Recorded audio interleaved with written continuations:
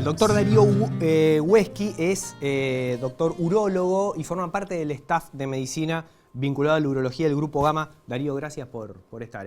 Gracias a usted, Ignacio. Un placer tenerte, sobre todo para tratar este tema que muy poco se habla en los medios de comunicación, que es la andropausia, ¿no?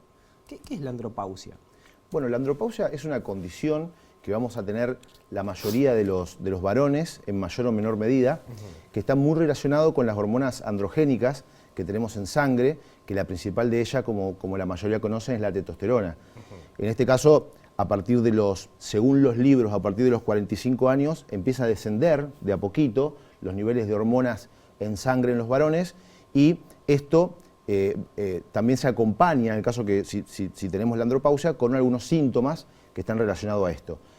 Vale aclarar que actualmente se dice que la andropausia arranca o podría arrancar a partir de los 35 años, o sea, un poco más temprano, y está relacionado mucho por los hábitos, primero alimenticios, y segundo también los trabajos más sedentarios que estamos teniendo. En el pasado los trabajos implicaban más el uso del cuerpo, y en este sentido todo lo que haga trabajar el cuerpo aumenta la testosterona en sangre. Por lo tanto, los trabajos más sedentarios tienden a adelantar este proceso y que los pacientes a los 35 años ya empiecen a tener un descenso importante de la testosterona.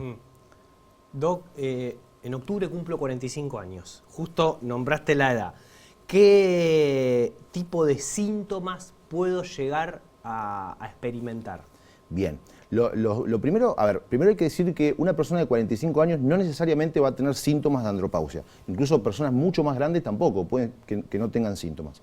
Pero sí es verdad que la disminución paulatina de testosterona, lo primero que podemos detectar es un desinterés generalizado por las cosas, y principalmente por el apetito sexual, o está relacionado al apetito sexual, que normalmente se llama líbido, o sea, pérdida de líbido. Bien. Eso principalmente. También podemos experimentar una mala calidad del sueño, es decir, a la noche nos cuesta conciliar el sueño, tenemos un sueño más superficial, es decir, cualquier ruidito nos despierta. Y esto está relacionado al sueño profundo, que es importante también para generar, que el cuerpo naturalmente genere más testosterona.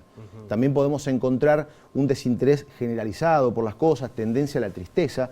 Son personas que, y esto es muy importante, Ignacio, porque quiero recalcar, porque hay gente que empieza a experimentar una tendencia a la apatía, a la tristeza, y esto cuando acude un médico, como está subdiagnosticado la andropausia, lo que hacen es enviarlo... ¿Qué sería subdiagnosticado? Claro, que no, los médicos en general no lo tienen en mente a la andropausia. Entonces, a veces no le piden testosterona, no le dosan la testosterona, entonces piensan que es un problema psicológico y lo envían al psicólogo. Entonces están años haciendo psicoterapia y nunca le dosaron la testosterona. Entonces, claro, estos años que están ahí, en realidad se pierde ese tiempo porque no mejoran los pacientes. Y cuando le dosamos la testosterona está muy baja, lo podemos suplementar y ahí cambian, y los pacientes realmente es frustrante ver que estuvieron tanto tiempo sin un diagnóstico correcto. ¿Sucede esto? ¿Has visto casos de pacientes que han enviado al psicólogo? Que, a ver, no está mal ir al psicólogo, no, por supuesto, pero que el problema era justamente la andropausia. Sí, es muy común. Es muy común. Mira.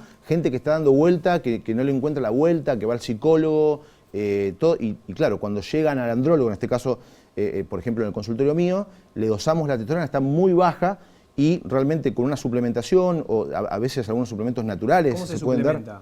La suplementación puede ser algunos suplementos naturales, como puede ser el zinc, por ejemplo, la maca peruana, que son todos elementos naturales, que son nutracéuticos, digamos, que podemos dar, que es lo más suavecito que podemos dar, digamos, como para que la persona tenga un poquito más de testosterona, pero ya después sí están digamos, la suplementación o la terapia de reemplazo hormonal, que se llama, que se pueden dar por inyecciones, que la clásica suplementación, por cremas o ungüentos, que es lo que más se está utilizando actualmente, y también existen unos implantes que se pueden poner subdérmicos de liberación prolongada de testosterona. Te pregunto, a lo mejor parecen burradas, ¿todas las mujeres pasan por la menopausia? ¿Y no todos los hombres pasan por la andropausia, o sí es una etapa la cual vas a transitar? Excelente pregunta, porque o sea, en realidad la andropausia vendría a ser el sucedáneo del varón de la menopausia, ¿no? Claro. La menopausia tiene una característica que se da cuando termina la ovulación, es decir, con el último óvulo empieza ese proceso del climaterio que dura aproximadamente un año. ¿Está? En el caso de la andropausia, se va dando paulatinamente. Se dice que a partir de los 45 años va disminuyendo 1% año tras año. Entonces esto, el paciente no es un cambio tan abrupto que tiene. Entonces el paciente no se va dando cuenta, se va, digamos, acostumbrando a vivir mal, básicamente. Entonces, a veces pasan décadas hasta que se dan cuenta de esto obviamente, recién ahí acuden y se da toda esta problemática que te digo del diagnóstico, que los médicos no lo tienen en cuenta. La realidad es que si nosotros tenemos... la testosterona va a bajar, va a descender con el tiempo, pero eso no quiere decir que nosotros tengamos los síntomas. Entonces, y eso va a depender también de la alimentación y de los hábitos que tengamos y del deporte que hagamos. Bien. Dentro del deporte, el más importante son los deportes anaeróbicos o de alta intensidad, como por ejemplo el CrossFit y el levantamiento de aparatos en el gimnasio. Todo lo que es aeróbico no va a aumentar tanto la testosterona como estos otros ejercicios que te acabo de nombrar. ¿Qué dato ese? Porque viste que siempre se nos puso, también para otras cosas también sirve, pero pareciera que el deporte que tiene mejor prensa es salir a correr, caminar, andar en bici. Nunca se habló de ir al gimnasio para mejorar algo. En este caso vos decís que la fuerza mejora ¿qué sería? La producción de testosterona. Claro. En realidad se da un proceso que en el levantamiento de pesas o de alta intensidad se da una ruptura de las células musculares, que esto lo que hace es estimular la producción de testosterona para la reparación de la misma. Entonces aumenta en sangre. Quiero aclarar que el ejercicio aeróbico es muy sano, o sea, lo que hace es proteger más que todo la vascularización de las personas, y esto es lo que hace, y está muy relacionado, que sería una charla para otro tema, de la parte de la erección, digamos, que esto va a proteger la erección porque la erección está relacionada a que llegue sangre a los cuerpos cavernosos. Entonces, no es que no sirve, yo estoy hablando puntualmente de la elevación de la testosterona. Hacer ejercicio, alimentación, ¿qué tipo de alimentación? Bien, la alimentación principalmente, como para resumir y no ser tan extenso, porque hay alimentos que aumentan la testosterona, es muy larga la lista, pero básicamente para hacerlo simple hay que tratar de disminuir en lo posible las harinas blancas y las azúcares. Esos son lo que más, digamos, juega en contra a nivel de lo que es la testosterona. Es importante para la testosterona todo lo que es proteínas, y después algunos alimentos como por ejemplo los suplementos de vitaminas, las fibras, y con esto más o menos es lo más importante en relación a lo que es los alimentos. Después tenés, por ejemplo, frutos rojos. Está bien, pero y tenés un montón de cosas. El tomate, por ejemplo, también mejora la testosterona, pero en general habría que evitar las harinas blancas y las azúcares y aumentar las proteínas y las fibras. Bien. Eso sería en síntesis. ¿Recomendás a veces suplementar con alguna vitamina o con algún producto? Sí, yo lo recomiendo en el caso... siempre es bueno tener una consulta y evaluar los niveles de testosterona, ver los síntomas y a partir de ahí ver si el paciente necesita la suplementación. Suplementar por suplementar no suele ser necesario. Hay personas que tienen 8, 9 de testosterona porque son activos físicamente, todo. Entonces, lo más importante es hacer un laboratorio, pedir un panel hormonal completo y ahí evaluar si necesita la suplementación. ¿Qué pasa con la acumulación de grasa abdominal? Muy buena pregunta. La grasa abdominal hoy en día se considera como un órgano endocrino, es decir, tiene muchas funciones a nivel endocrinológico.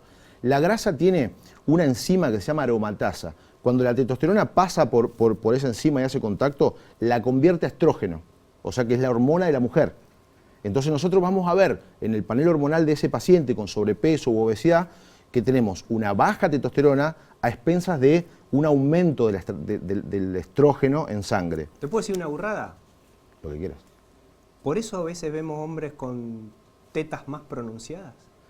Sí, va por ese lado, es decir... ¿Va por ahí? Va por ese lado, exactamente. Cuando nosotros tenemos... ¿Qué pasa con eso? A ver. Cuando tenemos sobrepeso, tenemos aumento de los estrógenos y eso lo que hace es estimular la glándula mamaria, que los varones la tenemos, lo que pasa es que la tenemos atrofiada porque no tenemos estrógenos justamente, y empieza a estimular a nuestra hormona, por ejemplo, a nuestra glándula mamaria, y eso produce, por ejemplo, los senos, entre comillas, que vemos en los gorditos o en las personas con sobrepeso. También tenemos un déficit del pelo, digamos, en general, o una ubicación ginecoide, que le llamamos nosotros, o sea, una disposición ginecoide del vello, Así que sí, va relacionado a eso, es por el aumento del estrógeno en sangre por la grasa periférica. O sea, repasando, la testosterona pasa por la grasa acumulada y ahí se transforma en estrógeno. En estrógeno, que es femenino que masculino. Es la hormona. Y te voy a dar un dato más de eso. Sí. Dentro del estrógeno. Esto. Vos sabés que hay muchísimo. Te puedo garantizar que el 99% de los hombres no conoce esto. Te voy a decir algo más importante todavía que esto. El estrógeno, tenemos 3 tipos de estrógenos: el estradiol, la estrona y el estriol. Son 3 tipos de estrógenos que podemos medir en sangre incluso. La estrona, cuando se metaboliza, forma 2 metabolitos. O sea, se divide en 2, digamos. Uno de ellos es cancerígeno. Es decir, si nosotros tenemos aumentado el estrógeno en sangre, tenemos mayor posibilidad de tener ciertos cánceres, digamos, para decirlo en general, justamente por esto, por el sobrepeso y esta aromatización de la testosterona. Y esto va relacionado también a que en algunos gimnasios también le dan a los atletas le dan testosterona sin supervisión médica, y como tiene un exceso de testosterona en sangre, el cuerpo no lo puede asimilar y lo convierte a estrógeno. Entonces tienen niveles extremadamente altos de estrógenos estos pacientes, no solo que inhiben la producción natural de testosterona y por lo tanto la atrofia testicular y todo lo que produce esta suplementación anómala que reciben, sino que también aumenta el estrógeno peligrosamente para producir ciertos cánceres en el cuerpo. A ver, en resumen, me parece que lo más importante de todo esto es la consulta inicial, antes que nada, cuando empezás a sentir algún tipo de cambio, ya sea anímico, físico, lo que sea, ¿no? Y llevar una vida que tenga estos factores: buena alimentación, buen descanso y ejercicio.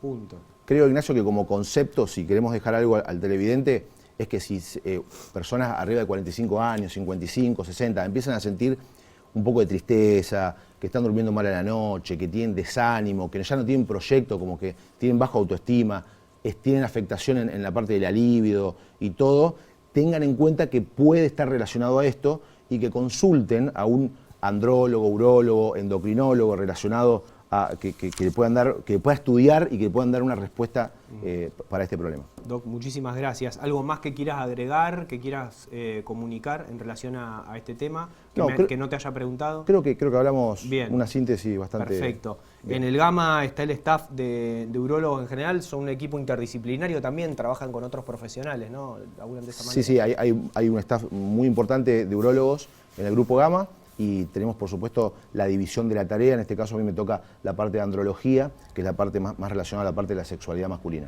Muchas gracias, Darío. Gracias a todos.